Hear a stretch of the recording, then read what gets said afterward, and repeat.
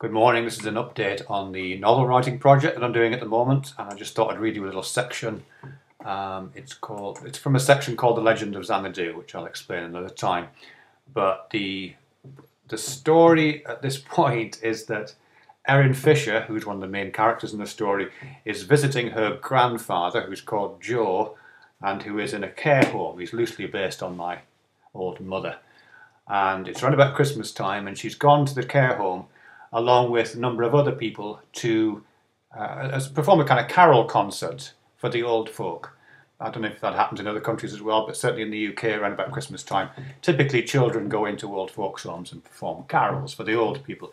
But of course, since this is an antinatalist future that I'm setting this story in, there aren't any children, or there aren't any young children at least, so it's older people who go to sing for their aged parents and grandparents who were in the old folks' home. And of course it's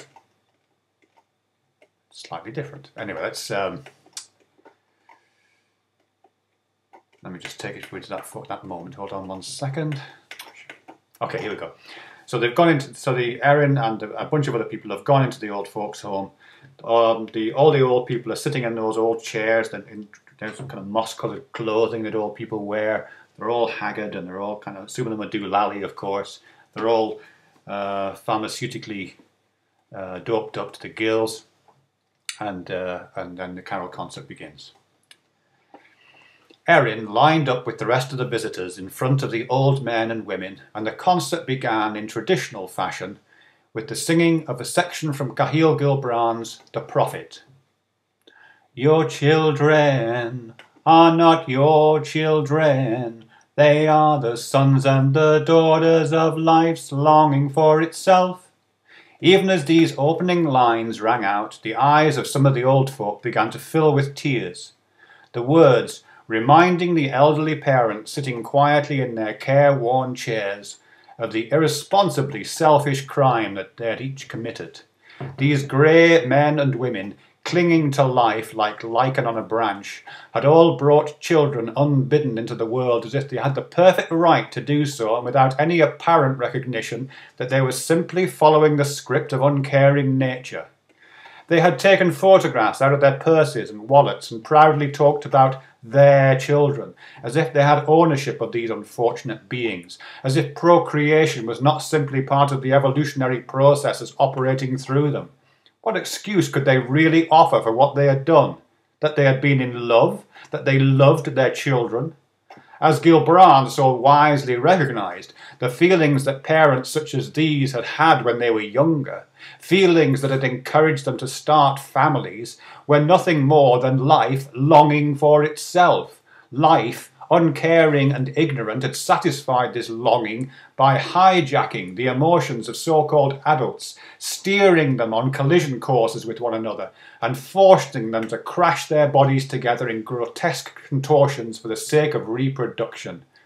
They called this coming together love, but this was, like all love, a form of violence. In loving one another and allowing monstrous life to make flesh from the word, they conspired in the crime of centuries, and so the song continued. They come through you, but they are not from you. Though they are with you, they belong not to you. The second couplet was sung out with a slightly increased sense of militancy to it. Here were a group of the downtrodden, confronting their aggressors and standing up against them. Like kidnapped victims, shrugging off the last vestiges of Stockholm Syndrome, they declared their independence, and the words, "They belong not to you," raised goosebumps on the arms of many of those present. Your obedience to the life script made us into dependents, it cried, but now that dependence is over, and you must see the truth of what you have done. We hung from you from the first years of our lives, dancing to life's tune at the end of ropes made from your skin, but now the rope is cut. We might have fallen to the ground, and we might be bleeding into the earth, but we have enough strength left to curse you for the virulent love you allowed yourself to be infected by. We are your children, the product of that love, and we see your love for what it is, a rent in the fabric of perfection, a break, a separation, a scar that will not heal, a picking out of this against that, an act of toxic discrimination that holds your loved one apart from that which you care nothing. You can give them your love, but not your thoughts. They have their own thoughts. Your love is recognized for the weapon it really is and is rejected. We want nothing of your love. And the tears you shed now, listening to this song, are balm to our wounds, wounds that have been inflicted upon us by your act of love. Cry more, and let the tears flow down those ancient cheeks. Your love threw us among the razor blades and into the flames, and all the tears in the world could not quench the fire that your love of life and your lives of love have kindled beneath us. Yet even through the flames we see the shape of the old enemy life and know it for what it is. How could you not have seen life for what it is? How could you go on so thoughtlessly doing life's bidding? Why do we have to be here when you could so easily have rejected life and all its works? Why did you let life sing the songs of love in your heart so uncritically? Did you ever stop to think? Did you ever think at all? The singers of the song have thoughts, and they have their own thoughts, and the thoughts they have are of hate, and the beautiful hate that they share with one another and with all living things. They turn deaf ears to the choirs of angelic voices echoing through their biology, urging them on to pointless spawning. They recognize those voices as those of hags and want nothing of them. They have their own thoughts. Hate cleaves them together. Hate cleaves them together with all creatures in creation, and the hate cleaves them perfectly apart. They seek no collision of flesh, other than that which offers immediate pleasure, and they give and receive pleasure selflessly, and in the grace of pure hate. No discrimination of the loved from the unloved breaks up the surface of their world. All are hated equally and avoided with equanimity.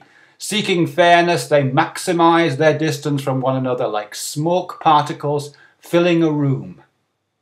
You can house their bodies, but not their souls, for their souls dwell in a place of tomorrow.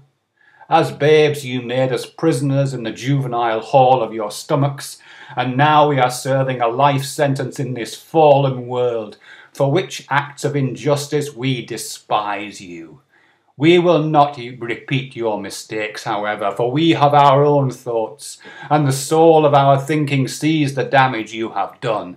Our thoughtful souls will break apart at the moment of our choosing, and we will scatter our thoughts to the wind one by one, and there will be no one to sing this song to us. We are the last generation to come to term in this charnel house, and tomorrow will be gone.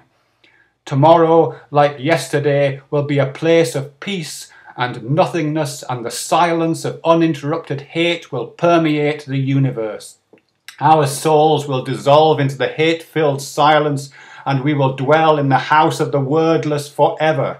Our only regret will be that there is no hell for you, our cursed progenitors, to go to when you die, for we would stand at the gate of that fire-filled pit and condemn you to its embrace. So, cheerful stuff. So that's the that's the carol concept that Erin and her cohort perform for their parents. Any thoughts or feedback? Let me know. Thank you very much. Bye.